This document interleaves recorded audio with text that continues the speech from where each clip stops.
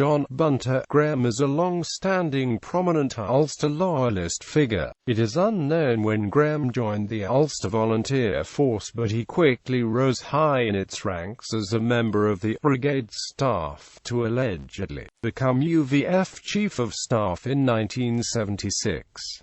At some point in the late 1970s, he was admitted to the Mater Hospital for a short stay. Although he was watched by bodyguards, the Provisional IRA decided to assassinate him in what they termed Operation Bunter. However, this was prevented by the police, acting on information received from an informant. In 1983, Joseph Bennett, a UVF commander, became an informant for the Royal Ulster Constabulary. As a result, 14 prominent members of the UVF were imprisoned, including Graham. On the 14th of January 1993, Graham was hit by rifle shots, fired through the window of his home.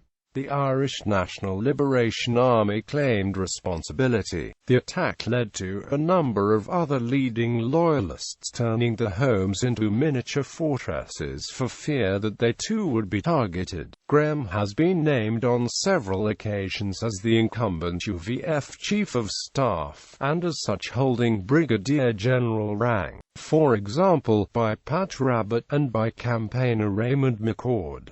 Investigative journalist and author Martin Dillon uses the pseudonym Mr. F to refer to a military commander in the UVF who he states was known as Bunter. Ed Maloney, in his book Voices from the Grave, Two Men's War in Ireland, stated that he has held the position of UVF Chief of Staff since 1976.